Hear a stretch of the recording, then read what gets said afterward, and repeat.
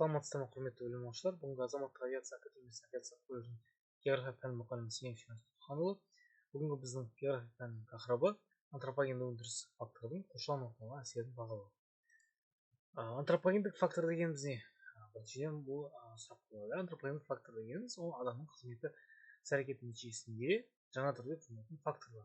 Яғни антропос ол адам векторлығында адам деген мағынада және адами фактордың тікелей әсері.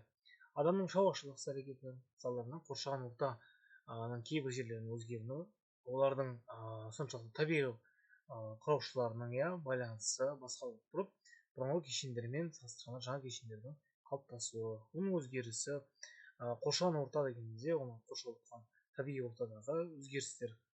Яғни бұл адами іс-әрекет нәтижесінде, яғни табиғи емес, антропогендік фактор нәтижесінен өзгерістерді айтамыз. Оның ішіндегі ең үлкен әсер ететін ол дүниежүзіндегі шөлдердің шығуға тигі, яғни антропоген болып саналады. Ол қазіргі уақытта шөл аумағы 10 миллион шаршы километрге дейін жетеді. Яғни бұл қазіргі таңда құрылған аумағының 7%-ын құрайды. Жыл сайын оның көлемі артып жатыр. Кем жатқан жоқ, оның көлемі артып жатыр. Білесіздер.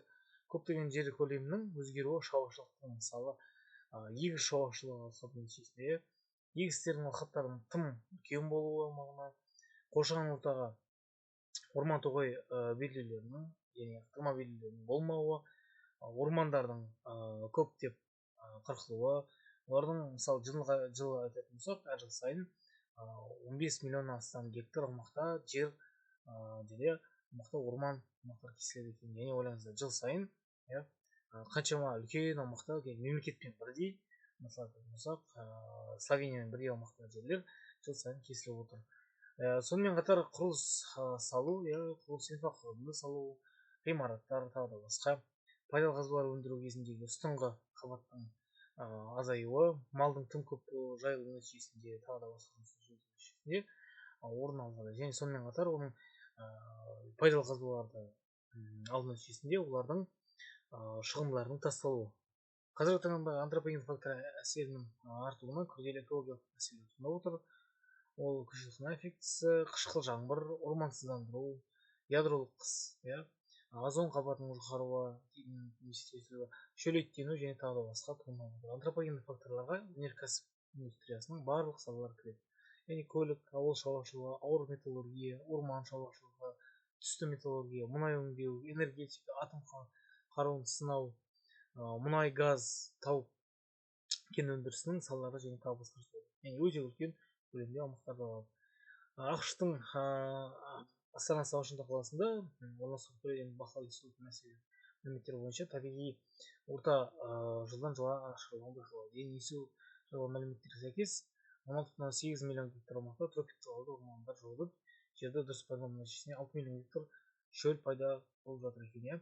Қышқыл жаңбыр нәтижесінде 50 миллион гектар аумақта орман зақымданып, планетадағы жыртылған жердің 26 миллиард тонна құнарлы қабаты және өсімдіктердің 25 мың, 30 мың түрінен айырылып отқаны байқалады. Яғни бұл мүлде тарихта болмаған өте үлкен антропогендік фактордың әсері десек болады. Жоғарыда қарастырып отырған абиотикалық және антропогендік факторлар табиғи ресурстарды пайдалану процестерінде ықпал ететін кез келген әсерлері табиғи пайдаланудағы фактор деп атаймыз.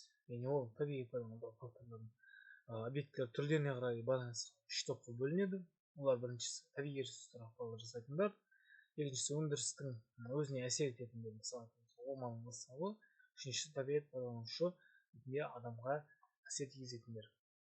Одан кейінгі бізде сонымен экологиялық факторлардың топтастырылуын талқылауды аяқтайтын болсақ, бұл жерде осының барлығының жиынтығы экожүйенің қасиеттеріне ғана емес, сонымен даму процесіне басшылық жасайтындығына ерекше назар аудару қажет. Себебі қоршаған ортаны қорғау, табиғи ресурстарды оңтайлы пайдалану бірден бір мәселе табиғатты жанды және жансыз компоненттерді арасындағы байланыстың ғылыми негіздерін ескермей шешуге болмайды. Енді бұл дегеніміз не?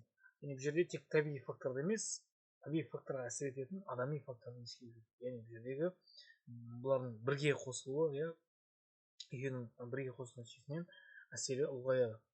Антропогенді өндірістік факторға келетін болсақ, ол жоғары антропогенді факторлармен кең ауқымды мағынада қарастыратын болсақ, адам өндіріс объектісі, қоршаған орта жүйесіндегі негізгі бөлігінің бірі болып саналатын антропогендік ұтылған жөн. Қараңыздар, мысалы суретте енді озон қабатының жұқаруы, қоқыстардың тасталуы, өндірістің үлкен көлемдегі мөлшерде көбеюі, көміршік газдың көп мөлшерде бөлінуі, өзен әлемдік мұхит суына немесе өзендерге ластанған суды тастау, және тек ластанған дегенде мұнай қалдықтары, фенол, фосфор қалдықтарын алатын болсақ, осының бәрі осы антропоген факторға жатады.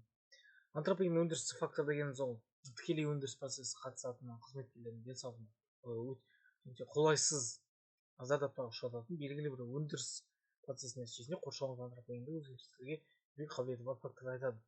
Яғни бұл жердегі еңбекті өндірістік нәтижесінде, әрекеттің нәтижесінде тікелей адамға және қоршаған ортаға кері әсер ететін факторды айтамыз. Антропоген өндіріс факторының әртүрлі шамымен топтастырылады. Олар өзінің табиғатына байланысты. Антропогенді өндірістік факторлар физикалық, химиялық, биологиялық және психофизиологиялық бөлінеді. Антропоген өндірістік фактор кезек әсеріне мысалы айтатын болсақ, ол зиянды әсерлері белгілі бір жағдай өндіріс қызметшілеріне ауыр немесе олардың жұмыс қабілеттілігін төмендетеді. Антропогенді өндірістік факторлар мысалы шудыр, электромагниттік өрістер, зиянды заттардың шығарындылары, химиялық қоспалар, көміршік газдың көп мөлшерде бөлінуі, ауадағы дисперсті құрамды бөліктер, оның өкпеге әсері деген сияқты, оның бәрі осы тек табиғи ортада емес, жердегі жұмыс жасайтын қызметкерлерге денсаулығына кері әсер етуі. Қауіпті әсерлерге келетін болсақ, белгілі жұмыс кезінде өндіріс жұмыс істейтін жарақаттанатын немесе басқа денсаулықтардың күрт төмендеуіне әсер ететін антропогенді фактор, ол электр тоғы, белгілі деңгейдегі газ түріндегі хлордың мөлшері және тағы басқа. Айтатын болсақ, жердегі қауіпсіздік техникасының сақталмауы, немесе техникалық немесе технологиялық жерде қолданатын зауыттағы олардың істен шығуы немесе олардың модернизацияға ұшырмауы, яғни жаңа технологиялар қолданбау нәтижесінде, ескі технологиялар қолдану нәтижесінде олардың істен шығуы және олар жұмысшыларға кері зиянды әсерін айтамыз. Ерекше қауіпті белгілер өнеркәсіпте туғызатын өнеркәсіптегі энергия қорына талқылардың түрі, мөлшерінің бөлінуі, көп мөлшерде кәсіпорын негізгі өнімдері, өндіріс қалдықтары, өнеркәсіп орындары, технологиялық құрал-жабдықтардың қызметкерлерге, қоршаған ортаға және өнеркәсіп орнына апаттық зардап шектіретін факторлар. Олар иондыратын сәулелену, өрт, жарылыс, көп мөлшердегі газ тәртібі хлордың шығуы, газдың бөлінуі, газдың жарылуы қауіптілікке алып келуі мүмкін антропоген факторларын өндірістік фактор болып саналады. Мысал айтатын болсақ, тек өндірістің өзінде ғана емес, мысалы мұнай өңдейтін аумақтар болса, Кариб теңізінде 2000 жылы болған мұнайдың мұхитқа төгілуінде айтуға болады. Ол қоршаған ортаға және адамға да кері әсер еткен болады. Шешу жолдарына келетін болсақ, біріншісі эффективтілік қағидасы. Қажетті зерттеулерді ұйымдастыру нәтижесінде инновациялық технологияларды енгізу, оларға үлкен көлемде инвестиция бөліну және автоматизация технология, роботизация нәтижесінде барынша адамға кері әсер ететін факторларды азайтады. Инновациялардың заманауи қағидасы. Инновациялар мен олардың нәтижелері қоғамның даму деңгейіне сай болу керек. Бірден бір олардың бір-бірімен байланысын ескеру керек. Жүйелік қағидасы ұйымдастырылып жатқан инновациялық даму стратегиясы бірнеше факторлардың жағдайына енгізу керек. Олар жердегі туристердің да мысалы ресурстық мүмкіндіктер, инновациялық қоғам әсері, сыртқы ортадағы факторларға.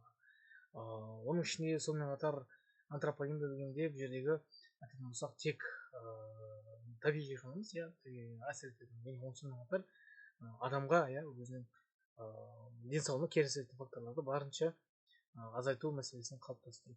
Қауіпсіздік қағидасы бұл кез келген жаңашылдық қоршаған ортаға және адамға қауіпсіз болатын кепілдік берілу керек. Яғни ол барынша жаңа технология қолдану және модернизация немесе автоматизация нәтижесінде адамның өндірістік фактордағы әсерін барынша азайту.